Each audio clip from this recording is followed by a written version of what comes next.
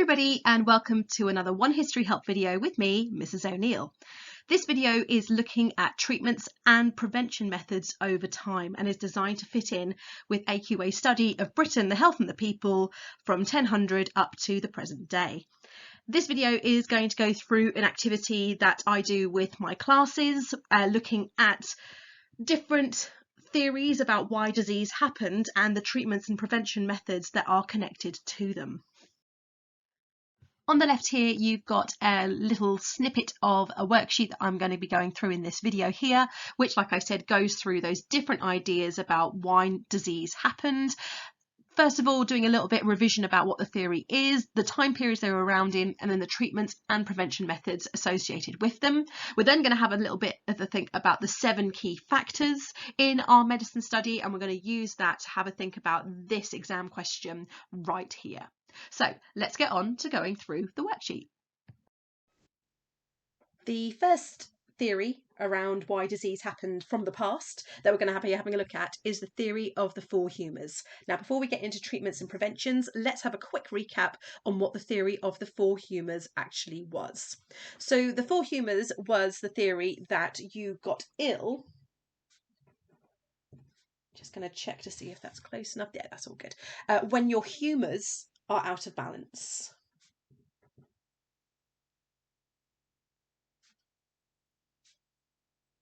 Now, I'm not going to go into epic detail here about the theory of the 4 humours because a lot of you would have also looked at the idea on theories over time as well before we've gone into this task here. But just as a quick reminder, the 4 humours of the body were, and I'm going to use my different colours here, we've got blood,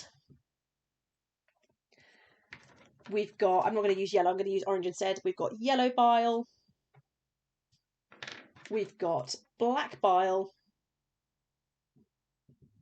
And we have got phlegm. Okay, so those are the 4 humours, the 4 liquids, if you will, of the body. And the idea was that when those get out of balance, then you become ill. The person that we credit with this is Hippocrates. And he was from the ancient Greek. And essentially it was based on observation. What liquid is coming out of your body?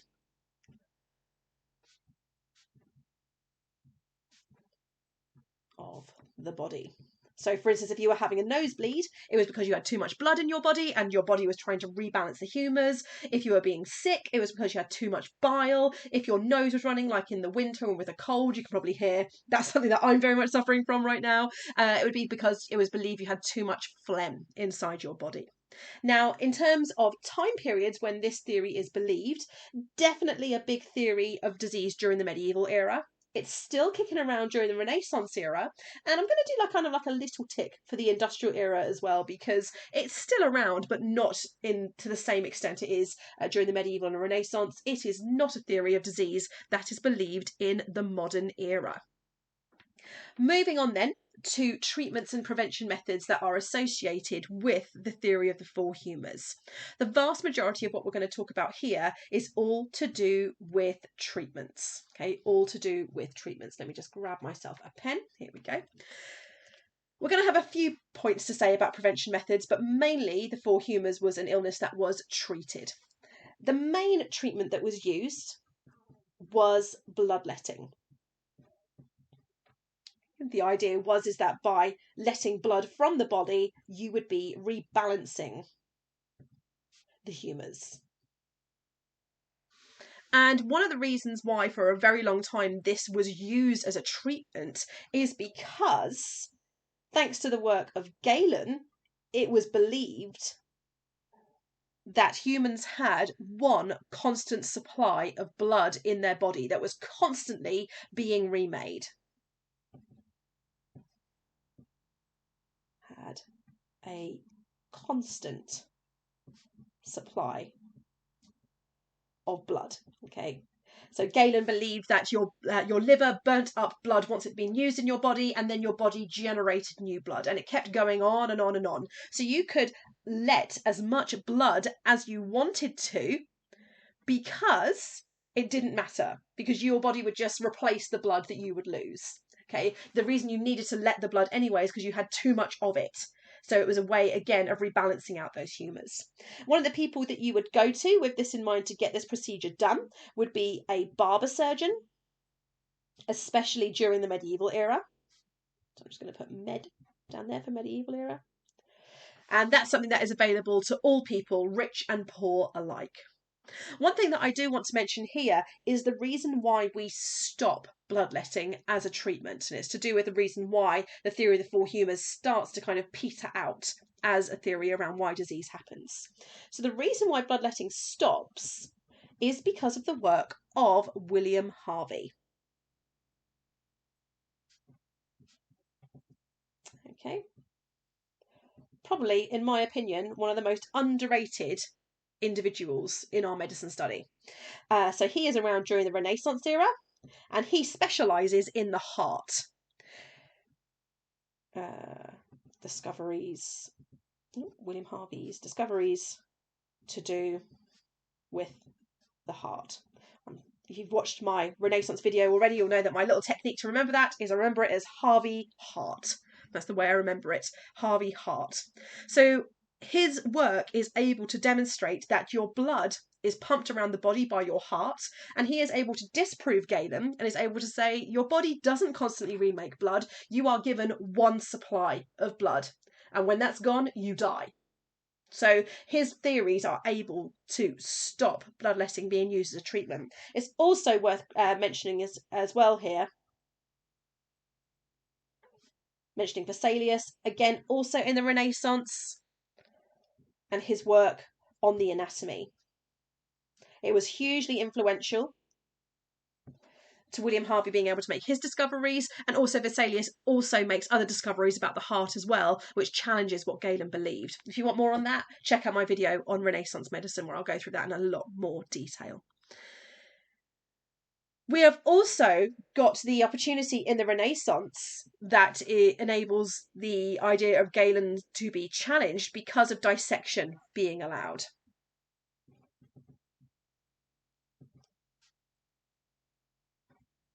And again, pop the Renaissance in there.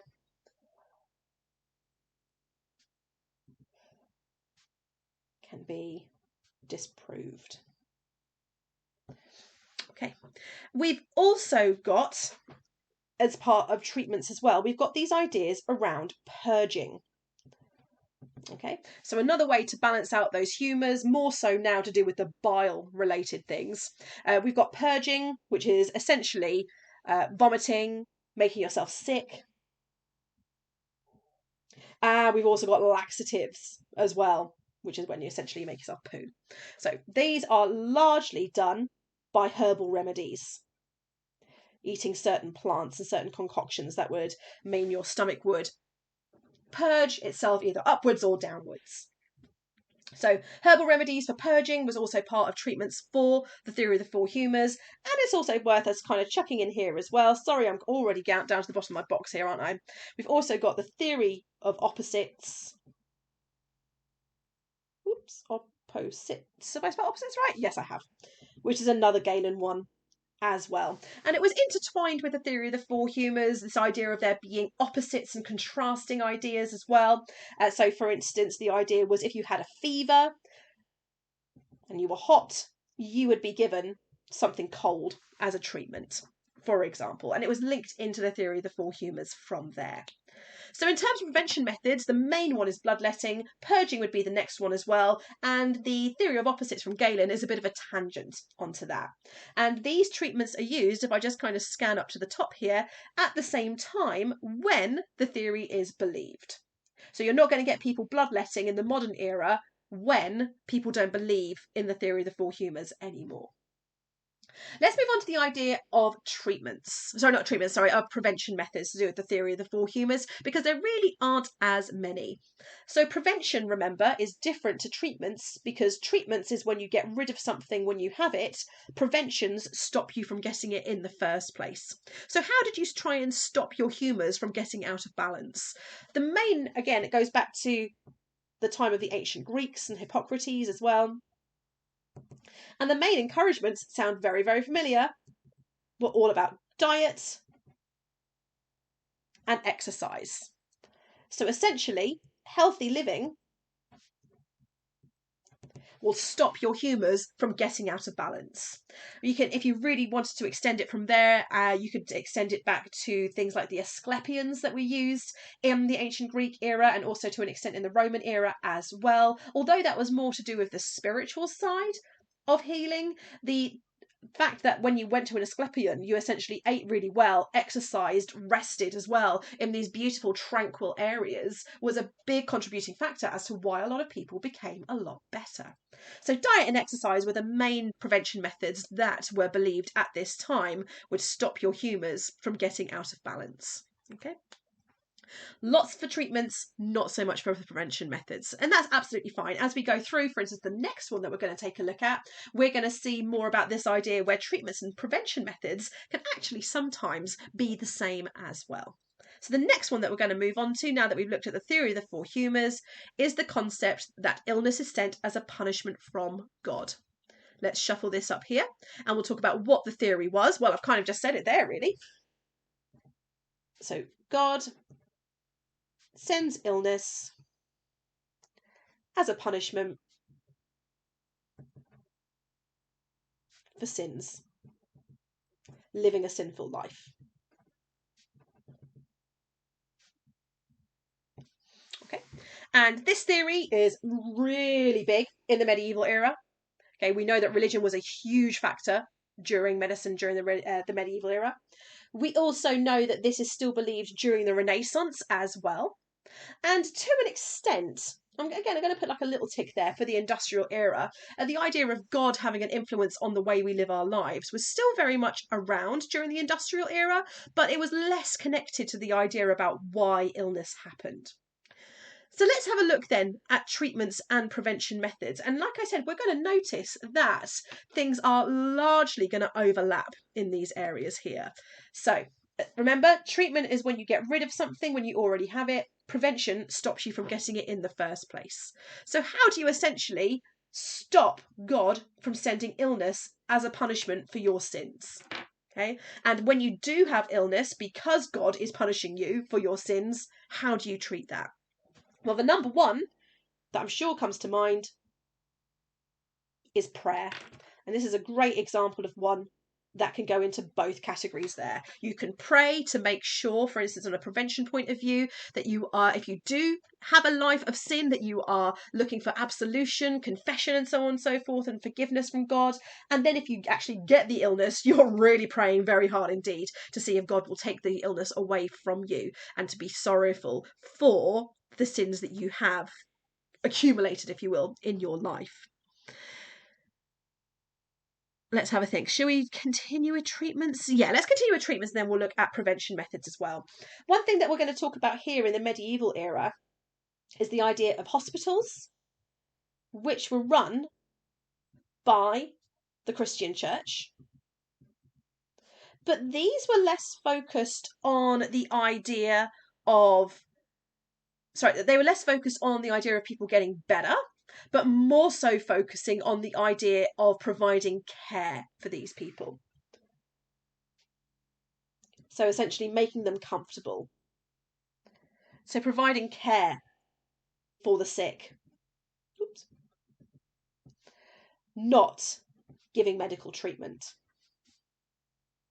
You might have the odd herbal remedy kicking around, maybe in some infirmaries and monasteries, for instance, that they might give you. For instance, if you're really vomiting, they might give you something to try and stop you from vomiting, possibly. But essentially, they're not trying to cure your illness or anything. They're just trying to make you comfortable. They'll give you a bed to be able to rest in, and they'll provide you with food as well. We've also got some extreme examples, for instance, of exorcisms, which is essentially where devils are removed. And this is a really interesting and fascinating nod back to the prehistoric era medicine, where people believed that things like headaches, for instance, were caused by evil and bad spirit inside the body.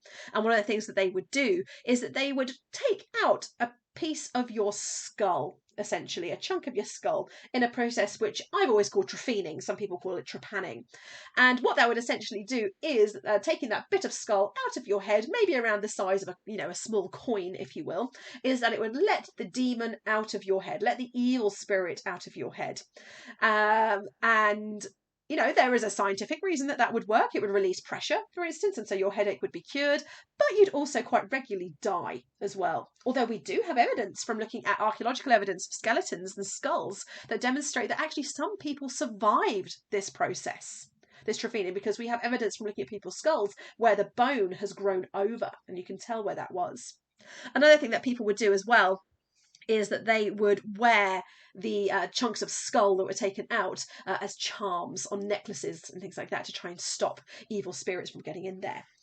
Some of you may well remember from a study, and again I'm talking very directly here to the students that I'm teaching at the moment here in 2021, about the idea of a doctor who treated a patient in the looking as a comparison with the Islamic era, who believed that a woman had a fever because she was possessed by the devil, shaves off all her hair, scrapes the shape of a crucifix into her head, exposing the bone and rubbing salt into that scalping essentially that this poor woman received. So again, this idea of removing devils, sinful devils, would have been an idea of treatment as well. We also have the ideas surrounding confession as well.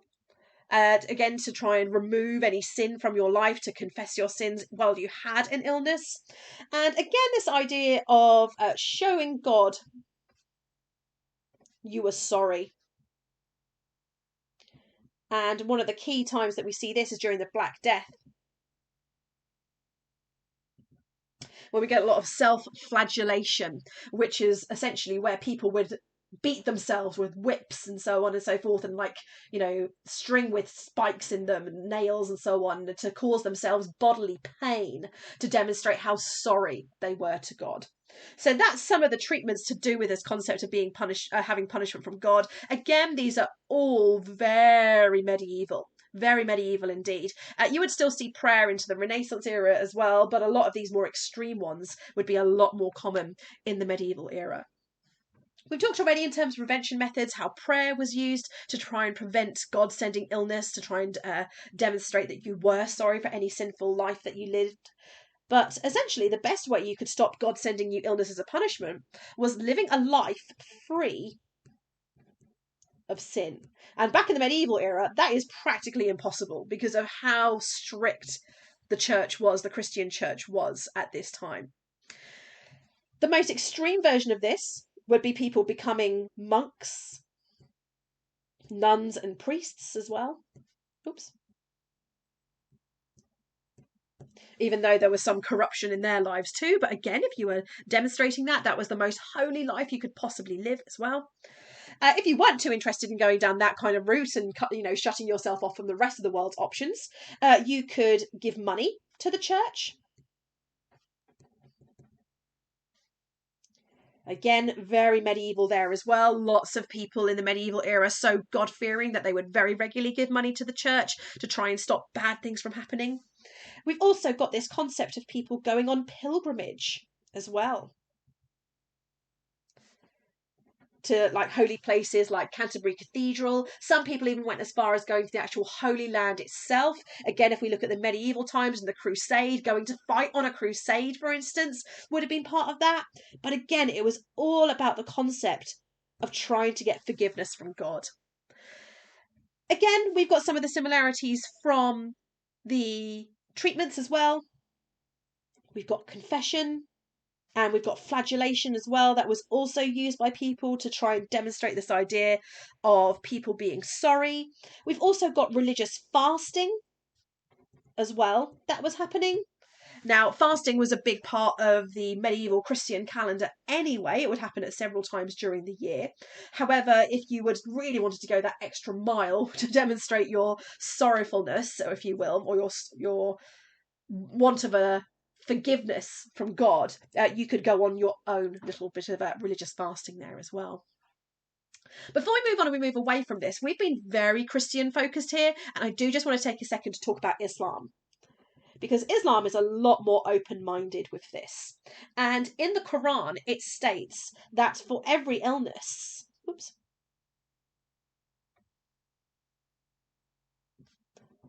Allah has provided a cure. I believe the actual translation from the Quran is for every poison, but we can extrapolate, we can expand on that to talk about this idea of illness. So, unlike in the Christian Church, where they were like, no, in the medieval era, you do not go against Hippocrates, you do not go against Galen. In Islam, they're a lot more open-minded, and they're saying, no, come on, let's really start to think for ourselves. So, with that in mind, we've got a lot more in the focus of herbal remedies surrounding Islam as well.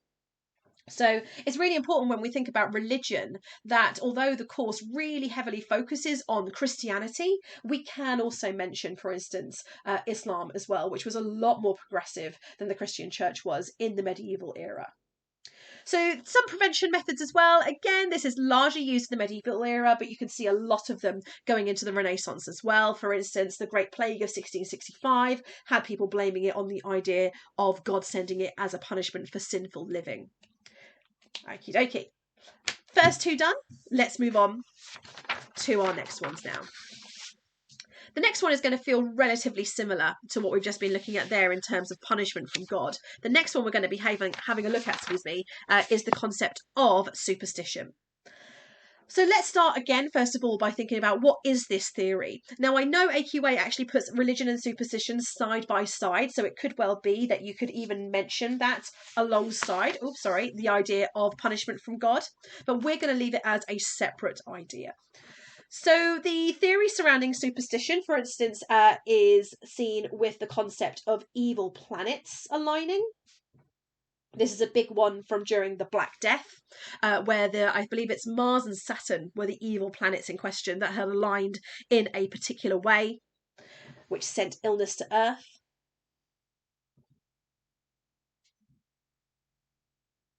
Okay. We can also talk a little bit as well about witchcraft. In here, personally, I don't think the AQA medicine course really gives the concept of witchcraft enough of a focus, particularly into the Renaissance in England in the 1600s with King James. Any of you who have studied Macbeth, for instance, might be a little bit aware of the ideas surrounding witchcraft during the 1600s as well. And we can also chuck horoscopes in here as well, that the star sign that you were born under was going to have a direct influence onto the way your body encountered illness. We'll talk a little bit more about that when we get down into looking at treatments. Superstition is definitely around during the medieval era. It is definitely around during the Renaissance era. And I'm going to give kind of like a little tick there into the industrial era and possibly an even smaller tick into the modern era as well. Because, there are still people around who very much are focused on this idea of living their lives by horoscopes and so on and so forth as well. So again, we're going to see a bit of overlap between treatments and preventions here when looking at superstitious beliefs around why disease happens. Treatments, first of all, I want to talk about something super specific here, which is referred to as the Zodiac Man. And the Zodiac Man was very, very prevalent during the medieval era and the Renaissance time as well. And essentially, have I got a bit of paper I can just grab? Let me just pause this a second and grab a piece of paper. Here we go, scrap piece of paper here. So essentially, do excuse this really, really ropey illustration here. So our Zodiac Man was essentially the outline of a human body. I'm just going to draw it as a stick person. Wow, that person's got a very long torso. Let's give them some longer legs there, shall we? And essentially, depending on what your star sign was, would depend on where, like I said, you were susceptible to particular illnesses. So I'm going to use my star sign as an example, which has got a crazy coincidence in my opinion. I'm a Virgo.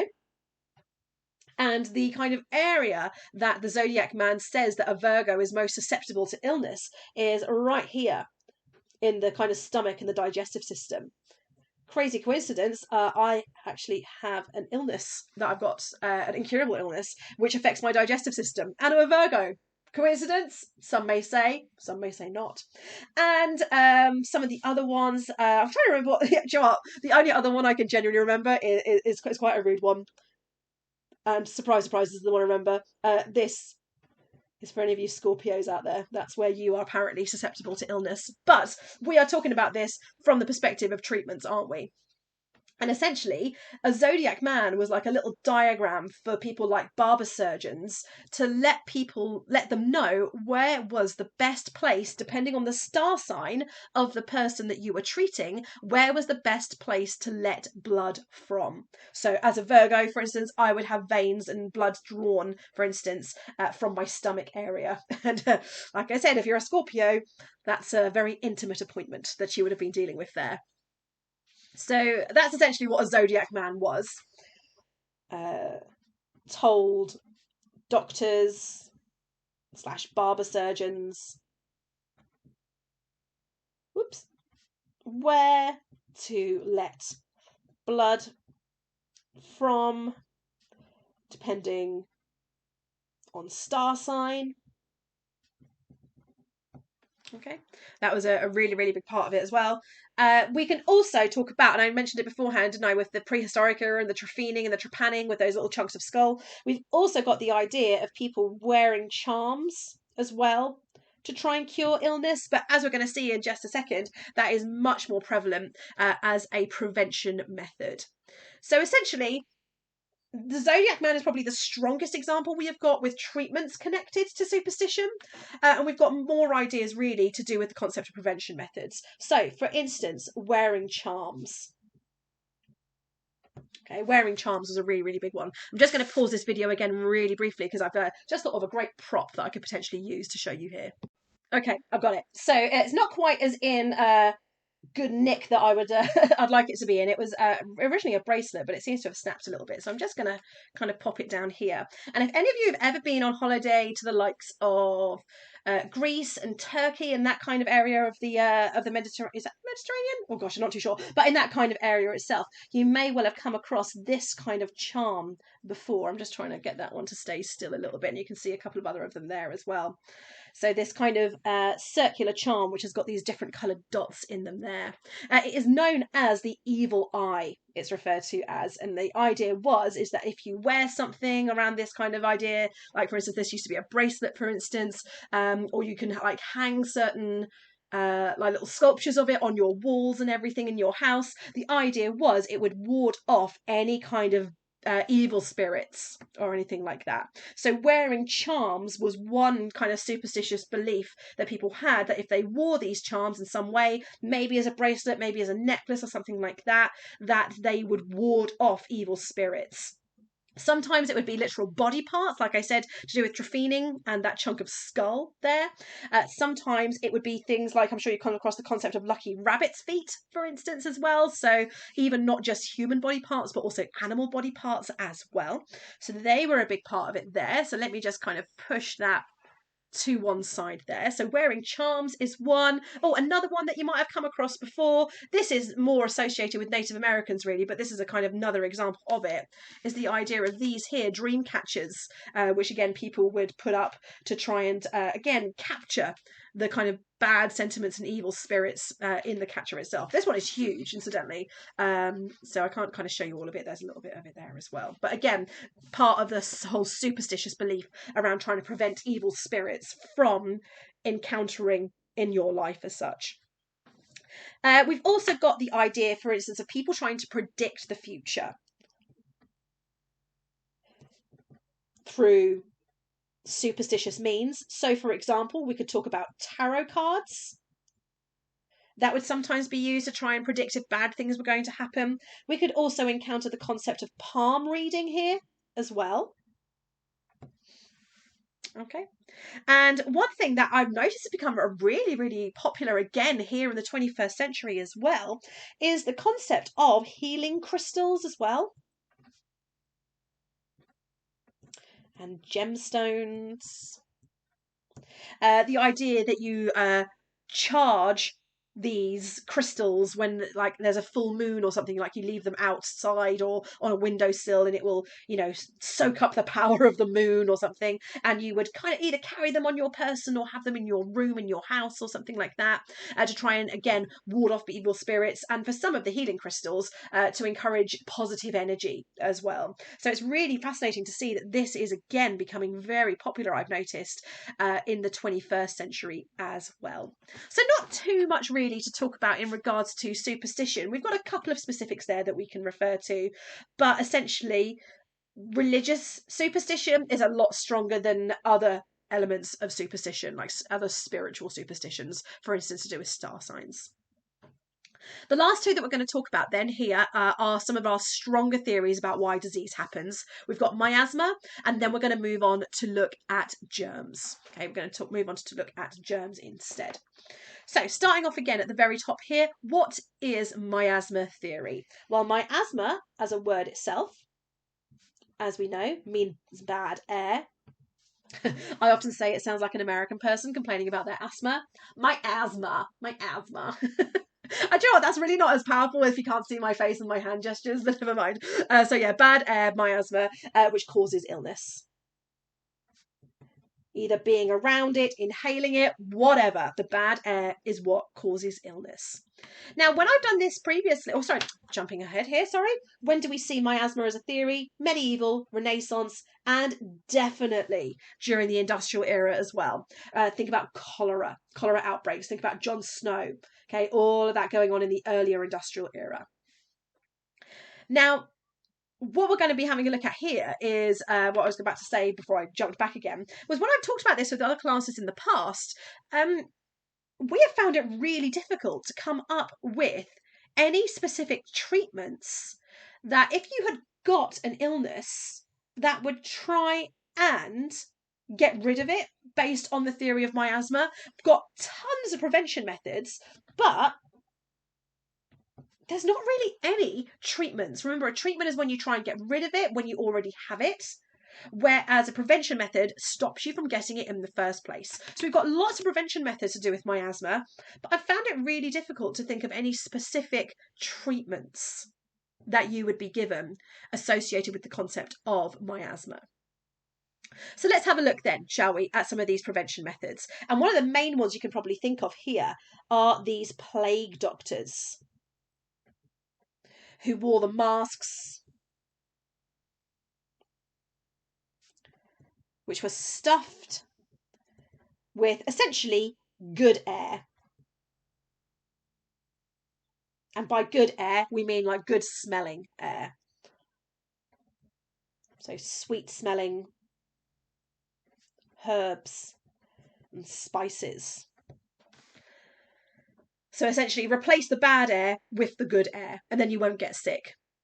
That's the kind of theory behind it there. So the idea of plague doctors wearing those masks stuffed with good air, sweet smelling herbs and spices, that is a lot more prevalent during the Renaissance era because we have wider trade and travel going on at this time. So we've got a much bigger access to different types of herbs and spices. Okay, so these plague doctors wearing masks to stop the bad air from getting in. Doesn't that sound ridiculous? Wearing a mask like all the time to stop bad air from getting in and causing illness. Ridiculous. You would definitely not catch us doing that nowadays. We could also say that quarantine measures as well, shutting people away, for instance, or shutting yourself away from trying to stop you from getting an illness due to kind of like distancing yourself from the bad air as well. Again, doesn't that sound ridiculous? From bad air. Okay, that could be another example of prevention methods to do with miasma, something that is again used throughout our three main time periods, mainly in medieval and Renaissance. When we get to the industrial era, all the towns are so vastly overcrowded that quarantining and separating yourself and socially distancing, if you will, is nigh on impossible. We've also got some really basic public health measures.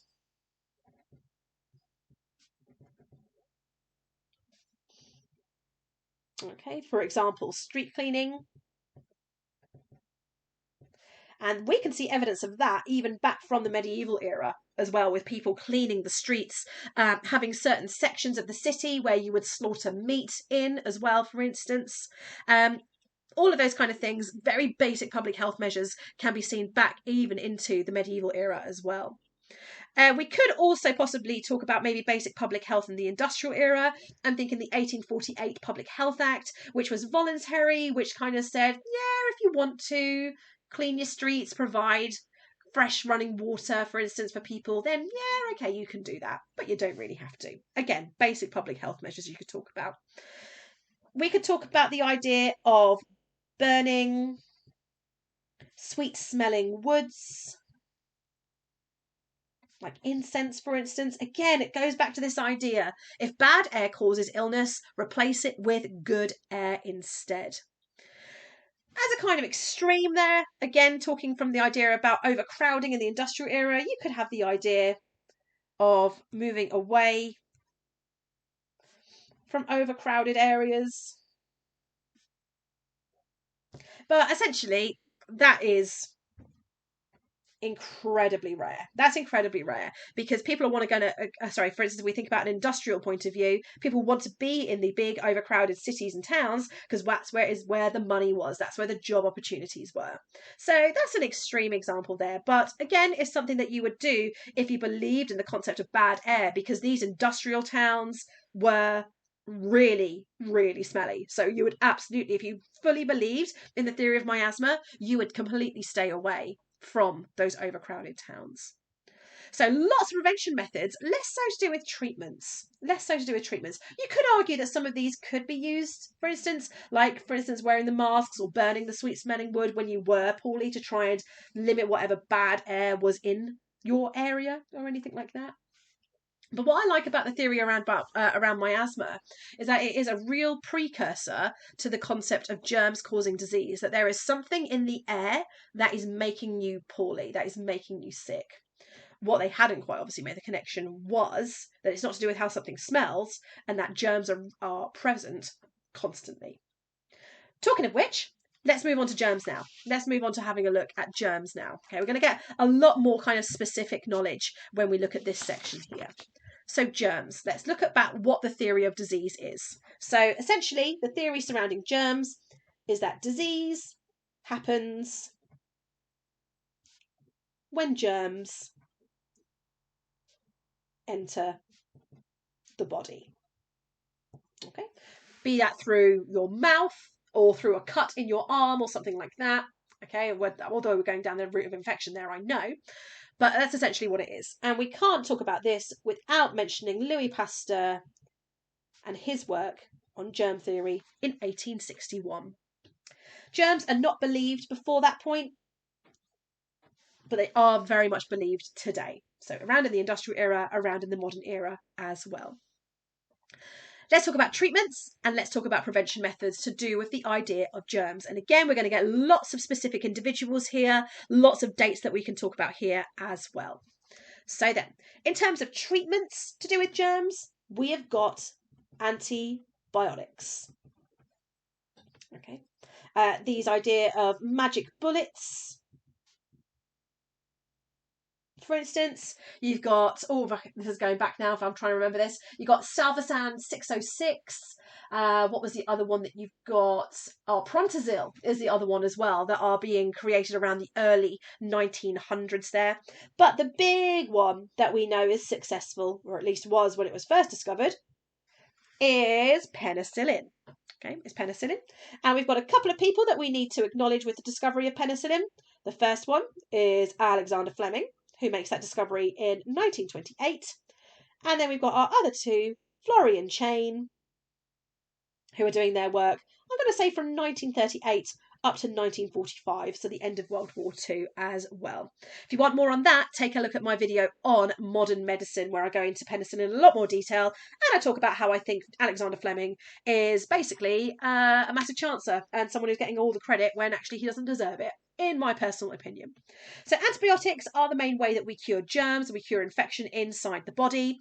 We can also talk here about antiseptics as well, Although, as we're going to see antiseptics a lot more into the concept of prevention methods. And the person we're going to credit with that is Joseph Lister, who's doing his work in the late 1860s. Okay, are antiseptics used to treat germs? I think there's a real moment here where we've got like a Venn diagram of treatment and prevention methods to do with germs, and I feel antiseptics kind of fall into the middle of that, even though I feel they're a lot stronger in the concept of prevention. So let's write those in there now, shall we? So antiseptics, and we'll chuck his name in there as well, because the more we do it, the more we repeat it, the stronger our memories will be. Okay, so we've got that in the 1860s. If we think about the idea of, even in the world that we've been living in, this pandemic world, this idea of antiseptics and trying to get rid of germs to prevent disease is huge.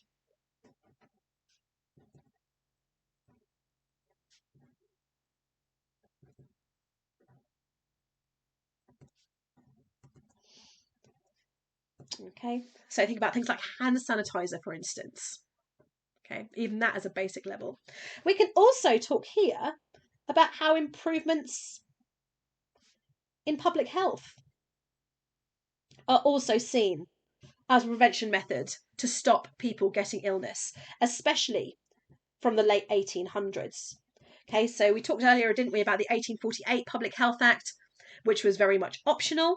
But in 1875, that Public Health Act has changed. 1875, important, after germ theory, after the work of Louis Pasteur, after the work as well of Robert Koch, who is able to identify specific germs, after the work of John Snow looking into cholera. They know that actually, if you want your population to be healthy and safe from germs, you need to make sure that the conditions that they live in are clean and sanitary. So improvements in public health can also be seen as a prevention method as well. But the big one that we're going to talk about here is vaccines. Okay, vaccines is one of the biggest ways that we prevent germs from having an impact on disease. You can't necessarily stop germs from entering the body. I mean, we try that with things like hand sanitizer and everything, but vaccines are the best way that we can build up our immune systems to fight against germs. The first person we're going to credit with this is, of course, Edward Jenner, who's doing his work from the 1790s into the early 1800s. And he specifically is looking at smallpox vaccination. Goes on to be one of, if not the most successful vaccination campaigns of history. Again, we'll see what happens with our COVID vaccinations and everything as well. But we also have vaccines being developed by Pasteur and Koch as well. And this is very much happening in the later 1800s, again around about the time when public health improvements are being made as well. And this is thanks especially in 1871 to the Franco-Prussian War, where essentially we get this rivalry between France and Germany. And both of their governments, so France for Pasteur, Germany for Koch, I know that's not how you pronounce his name, but I can't bring myself to say Robert Koch, I'm really sorry. Both of their respective governments give them loads of funding to essentially try and get ahead of their rival in this idea of providing and discovering vaccines. Pasteur mainly works on vaccines to do with animal-based illnesses, but still connected to the concept of germs, whereas Koch is a lot more firmly rooted in human disease as well. So lots of specific evidence that we can use here. Okay, lots of specific evidence that we can use here in terms of treatments and prevention methods. Really nice that we've got some industrial examples here and into the modern era as well. And that will make a lot more sense when we get to talk about our factors question. Now, before we get to look at the factors question that I talked to you about earlier on in the video, I just want us to spend a little bit of time here. Oh, sorry, let me move my evil eye there out the way. I want to talk a bit about how we see our 7 key factors, so war, religion and superstition, individuals, chance, government, science, technology, and communication, where we see that specifically in treatments and prevention methods. Some of you may well have gone through a table like this before, looking at the factors in the different time periods. When it comes to answering a factors question, approaching it in this way means you are only going to be including relevant knowledge in your answers. So let's start at the top. Where do we see war in what we've looked at to do with treatment and prevention methods? Well, let's talk about one that we've just been talking about. We've got 1871 with the Franco-Prussian War, with the rivalry between Pasteur and Koch as well. We could also talk about penicillin. Fleming does investigations to Staphylococcus investigations during World War I. Again, more on that in my modern medicine video. And we can also talk specifically about World War II and mass production methods of penicillin, thanks to America. And we've got the key moment of D-Day in June 1944, where something like 2 or 3 million doses of penicillin are used in this significant turning point, significant battle of the Second World War.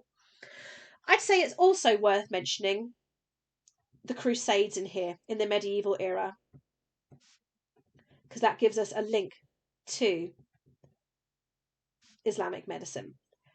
Okay, remember back in the medieval era, the Christian church says you can only go with the theories of, Hippocrates and Galen. I was going to say two completely random people then. Yeah, Hippocrates and Galen, whereas Islamic medicine taught very, very differently and actually encouraged doctors to find their own cures for disease. Let me just grab a different coloured pen here. There we go. Let's move on to looking at religion and superstition here together. So superstition, first of all, we've got the Zodiac Man. Just going to check that's coming out okay. Yes, it is. Oh, these are very suffragette colours here, green and purple. Very nice. And we've got the Zodiac Man. We've got lots that we can list here for religion and superstition as well. We've got prayer, giving money to church. So essentially, everything we looked at in terms of punishment from God could go in here. Exorcisms, not to be confused with exercise. We've got crystals as well, healing crystals. Oops, healing crystals. There we go. Got my handwriting right. Healing crystals, charms. And again, I do want us to mention here, we've got that link into Islam as well. Allah provides cures. Oops. Cures for illness. Okay. Jolly good indeed. Right. Let's list some individuals, shall we? Let's list some individuals that we've come across in what we've been looking at here. We've got Fleming, we've got Florey and Chain for penicillin. We've got Jenner for vaccines. Whoops. And along that line as well, we can also mention Pasteur, and we can mention Koch as well. Who else can we mention? Let's have a think. We can also, talk about Hippocrates in terms of bloodletting.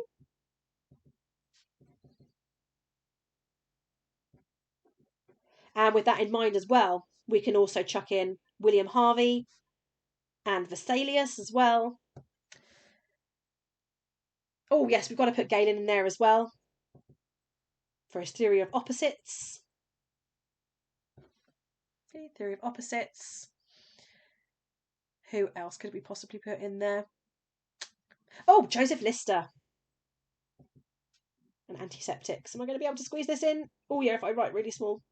There we go. Very nice indeed. Let's move on to chance. Now, sure, I hate the factor of chance. I really do. But we have a couple of examples in there. I just think it's a really distracting factor personally. But let's talk about it anyway. Fleming's discovery of penicillin in 1928 is totally associated with chance when he leaves that Petri dish out on the side and the spores fly into it and he was able to see the mould that grows around and so on and so forth as well. Totally happens by chance. Chance is when something happens by accident. You couldn't even nearly predict it. Don't get it confused with things being discovered through scientific experiment. that comes into here. Okay, chance is when things happen and you have absolutely no prediction around it whatsoever. Okay, could not have been predicted at all. Let's talk a little bit about government as a factor here then. Again, to do with penicillin. Penicillin is a great one because essentially penicillin fits in with most of the factors. But we're going to look specifically here at Florian chain. The UK government, GOVT, is my little abbreviation for government there. I'll pop that down here just in case we need it. Okay. The UK government in 1938 gives them an almighty sum of £25. Now, before we kind of go off on one and say, my gosh, that's mega stingy, for those of you who've studied causes of World War II, will know that 1938 is the year in which Neville Chamberlain really starts to ramp up Britain's preparations for war. So that's where money is going instead. They haven't got money to spend on scientific discovery and experimentation. So that's why they get a very small amount of money. So instead, Florey goes to America. Only Florey goes. Chain doesn't go with him because Ernst Chain, is a German Jew. And at this time, international travel would have been incredibly risky for him. So the USA instead gives them something around the lines of about $200,000.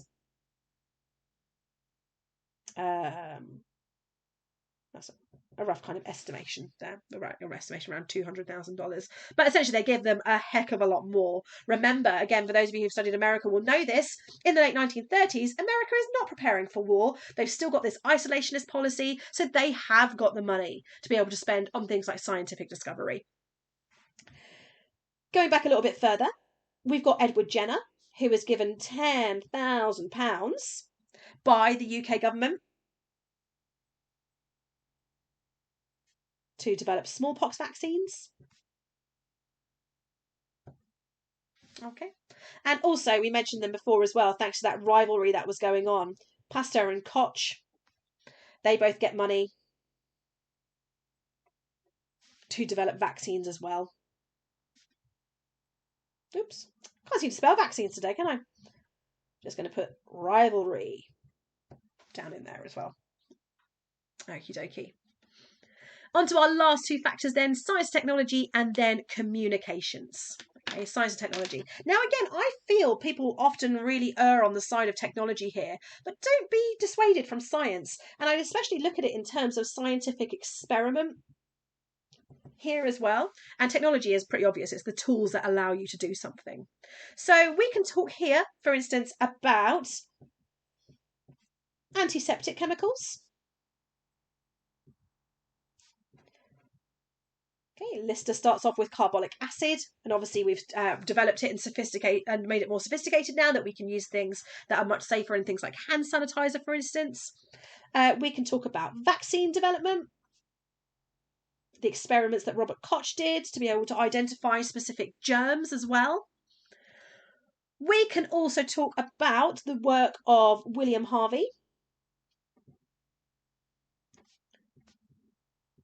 disproving Galen and discouraging bloodletting. Okay, notice how all of these examples we're giving are all to do with treatments and prevention methods, nothing else at all. We can also talk along the lines of scientific experiment as well. We can talk about Fleming, Florey and Chain and their penicillin experiments.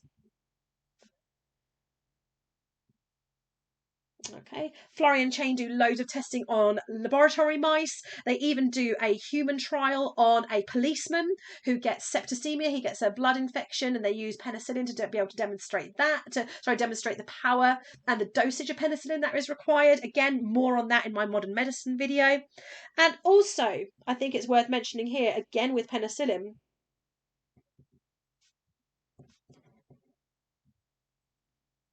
Okay. The idea is about mass production of penicillin during the Second World War. Again, thanks to that funding that they get from America to be able to develop that. Then finally, we've got communications. Generally speaking, communications is largely to do with books, but it can also be to do with travel as well. Being able to go to different places to learn from knowledge. A great example of that, again, is about the Crusades and our link to Islamic medicine. Okay, all of these European doctors going over to the likes of Palestine to learn from these Islamic doctors. They don't go there specifically to do that, they're there to fight, but they are able to learn these techniques and bring them back with them as well. We've got the good old invention of the printing press as well in the late 1400s, which helps the likes of, and I would always say, if you're going to mention the printing press, link it to a specific book. Okay, link it to something specific. So, for instance, I would talk about Vesalius's book, The Fabrica, the fabric of the human body. Great example. His illustrations of the heart help William Harvey to make his discovery, disproving Galen and discouraging bloodletting. So printing press is always a good one to mention, but make sure you always connect it to a specific publication that is relevant to what you're discussing. We can also talk about Pasteur's germ theory, written in 1861. Again, think about it as a literal publication that people could have access to and that they could read. Likewise, we've got Fleming's report on penicillin. It always gets me that he made this amazing discovery, writes all about it, and then it's just basically left in a journal for about 10 years. Completely forgotten about. And then finally, oh, sorry, I'm going to have to kind of just go underneath here because I've already written far too big in this box here. Again, talking about this concept of travel, let's talk about Florey going to the USA to get that funding, that travel that was permitted in the modern era that allowed him to be able to do that. Okay, so if I just kind of extend this out a little bit here as best I can, there we go, to excuse all my cables and everything like that. Okay, it's not all of it, but there's most of it there. So this is going to be really important here when in a second I'm going to talk to you about the specific exam question, which looks at treatments and prevention methods over time. And here is that question. How far has science and technology been the main factor in developing treatments? Explain your answer using science and technology and other factors. Use a range of examples from across our study. Now, this was actually a question that came up in one of the earlier AQA exams on this kind of, I say new, it's been around for so long now, but to me, this is still like the new GCSE. And this is, in that year, I was actually an examiner for AQA. And I was at first really shocked when I was marking these exam questions for this specific question, marking the answers for this specific question, where a lot of people were talking about vaccination when the question was all about treatments. And I was like, how can vaccination be counted? Because it's a prevention method. And when I was marking and I spoke to my chief examiner, they said, nope, you are allowed to credit prevention methods alongside examples of treatments as well. So for the benefits of what we're going to go through here, when we're talking about developing treatments, we can also talk about prevention methods as well, much like we've been through in that video just then. We're going to break this down stage by stage so that we can understand exactly what we would need to do in answering this question. So first of all, we've got to think about factors. You have to talk about the factor that is given to you in the question. So in this instance here, we're talking science and technology. So you have to talk about science and technology, and then you have to talk about other factors. And rather than thinking, gosh, I've got to talk about all of the other factors, you don't. You've got to choose 2 other factors. Okay, so you've got to talk about science and technology. It's given to you in the question. And then the other 2 factors that you choose are completely your choice. Okay, completely your choice. All right, and I'll come back to those in a little bit as well. The next part is the concept that science and technology has been the main factor. So do you think science and technology is the main factor? So once you've decided on your 3 factors, do you think science and technology comes out in first place? Okay, let's say for argument's sake, I was going to do science and technology, individuals and war, for example. They were going to be my 3. And I actually thought that individuals were the most important.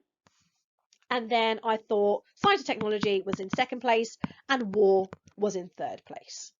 Okay, that's how, and there are the 3 factors I've chosen to answer. So if I just write them over here, individuals and war. That's the order I would rank them in. Now, it's really important here. Let's say, for argument's sake, that actually, when it came to me making my final conclusion, I said, so overall, I believe that government was the main factor in helping develop treatments, but I haven't discussed government at all. That's a massive no-no. So you've got to make sure in the 3 that you pick, you definitely discuss the factor that you believe is the most important. Then the final bit that I want you to be aware of is that last bit there. Have you used a range of examples from across our study? And from across our study, they are talking about those 4 key time periods: medieval, Renaissance, industrial, and modern. By the end of your answer, you need to have given 1 example at least from each of those time periods. Okay, so your whole answer overall is going to be, well, not your whole answer, it's going to be 3 main paragraphs. You've got science and technology, you've got your factor choice number 1 and other choice number 2. Okay, so for me, individuals and war. And I need to make sure that by the time I've finished those 3 paragraphs, I've been able to give an example from each of those time periods. Let me be very clear. You do not need to give all 4 examples for all 3 paragraphs. Okay, in each paragraph, you will give 2 examples. Okay, so by the end of it, you would have given 6 examples in total. And from those 6 examples, you're going to need to make sure that you've got at least 1 medieval, at least 1 Renaissance, 1 industrial, and 1 modern. So that's when we're talking about a range of examples from across our study. Can you make sure that you've got all of those time periods in there? That is really important, especially if you're wanting to get up into level 4, into those highest level for this answer here. You're going to need to make sure that you've shown a range of examples from across the study itself. If you look at your factors, okay, obviously science and technology being a given, okay, you can't change that one. But if you think about your other 2 factors and you think, I don't know if I'm going to be able to give all 4 examples, then I would strongly recommend you thinking about how you could include all 4 time periods. Okay, is it possible that actually you think, oh, maybe not with war, but if I did talk about government, I would definitely get all 4 in there. So maybe you might want to change it. So for instance, me, I might sub out war and put government in instead. Okay, the only time that would become tricky is if you try to get rid of one that wasn't your most important factor. So I would try and recommend your 3rd place one. If you can change it to make sure that you can get all 4 time periods in there, then do so. Okay, so you've got to make sure that you discuss science, technology, and 2 other factors of your choice. Think about how you would rank them. Okay, how important do you think they were? Do you think the factor given to you in the question is the main factor? And also, have you been able to cover all 4 of those time periods by the time your answer has finished? They are the main things based on how the question is asked that you need to consider. Really hope you found this video useful. Factors is probably my most favourite exam question ever because it really gets people to show their strengths. And this has been a really valuable insight into one specific area of medicine with that factors question in particular. If you found this video useful, don't forget to give me a like for the video. And remember, you can subscribe as well so you can get regular updates when new videos are added to the channel. You can follow me on Twitter and Instagram. You'll find me there at One History Help. And you'll also find me on Facebook as well if you search for One History Help. Thank you so much, everybody. See you soon. Bye-bye.